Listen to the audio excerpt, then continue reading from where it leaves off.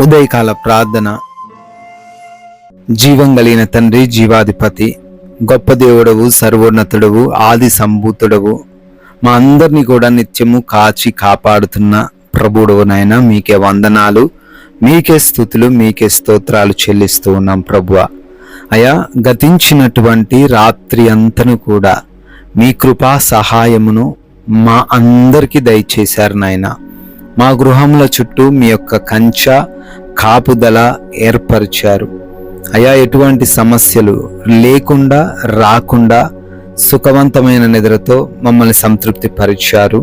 మీకు వందనాలు చెల్లిస్తున్నాం. ఈ ఉదయాన్ని మేము సజీవులంగా ఉండి ఈ విధంగా ప్రార్థించుకోగలుగుతున్నాము, మీ నామాన్ని స్తుతించుకోగలుగుతున్నామంటే అయా, అది మా బలం కాదు, మా శక్తి కాదు, మా జ్ఞానము ఎంత మాత్రము కాదు తండ్రి. కేవలం మీ కృపను బట్టే మేము ఈ విధంగా స్తుతించుకోగలుగుతున్నాం తండ్రి. మీకే కోట్లాది కోట్ల కృతజ్ఞత స్తుతులు అర్పణలు చెల్లిస్తూ ఉన్నాం ప్రభువా. నేను ఆకాశపు వాకిండ్లను విప్పి పట్టజాలనంత విస్తారముగా దీవెనలను కుమ్మరించదనని సైన్యములకు అధిపతియగు యెహోవా సెలవిచ్చుచున్నాడు. మలాకీ గ్రంథం 3వ అధ్యాయం 10వ వచనంలో అయా, మీరు సెలవిస్తున్నట్లుగా అవునయ్యా, నీవు ఆకాశపు వాకిండ్లను విప్పగలిగిన దేవుడవు, మా జీవితాలలో విస్తారంగా దీవెనలను కుమ్మరించగలిగిన దేవుడవు నాయన.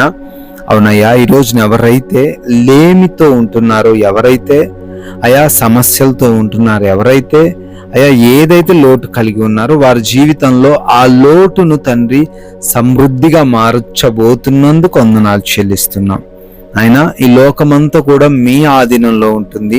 మీరు ఏది ఇస్తే మేము అది ఖచ్చితంగా పొందుకుంటాము గనుక ఆయన ఉదయకాలను ప్రార్థిస్తున్నాము బిడ్డలకు తండ్రి. మరి అటువంటి సమృద్ధి అయిన విస్తారమైన దీవెలను మీరు దయచేయమని అయా బ్రతిమాలుకుంటున్నాం. ఎంతో మంది బిడ్డలు ప్రతిరోజు కూడా ఈ యొక్క ఉదయకాల ప్రార్థనలో విశ్వాసంతో ఏకీభవిస్తున్నారు. వారి ఎడల మీ కృప చూపించండి, వారి ఎడల మీ సహాయము దయచేయండి ఆయన. ప్రార్థనతో ప్రారంభించగా ఎటువంటి అపజయం మా జీవితంలో ఉండదు నాయన. ఎటువంటి ఆయాసకరమైన పరిస్థితులు మేము ఎదుర్కొనము తండ్రి. అయా, ప్రతి ఒక్కరి జీవితంలో అటువంటి అయా అనుభవమును ఈరోజు దయచేయమని బ్రతిమాలుకుంటున్నాం నాయన. చేస్తున్న ప్రయాణాలు మీకు అప్పగిస్తున్నాం తండ్రి. అయా, మార్గంలో ఎన్నో ప్రమాదాలు, ఎన్నో అపాయాలు ప్రతినిత్యం జరుగుతున్నప్పటికీ అయా, మీరు మమ్మల్ని కాపాడుతూ వస్తున్నారు. ఈ రోజును కూడా మీ రక్షణ సహాయం మాకు దయచేయండి. ప్రతి ఒక్కరు కూడా క్షేమముగా మరలా వారి వారి ప్రాంతాలకు, స్థానాలకు చేరుకోవడానికి కృప చూపించండి నాయన.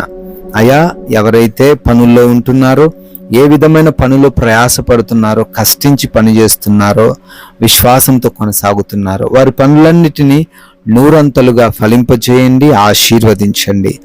అడ్డులు ఆటంకాలు అన్నిటినీ కూడా తొలగించండి, మార్గాలన్నీ సరళపరచండి నాయన.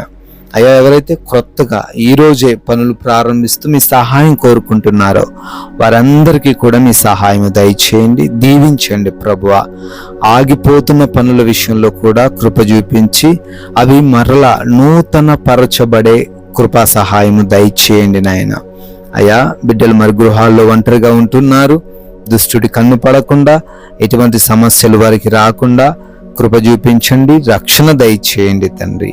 అయా, రిపోర్ట్స్, డెలివరీస్ విషయంలో కూడా మీరు తోడై ఉండండి, అనుకూలంగా మార్చండి.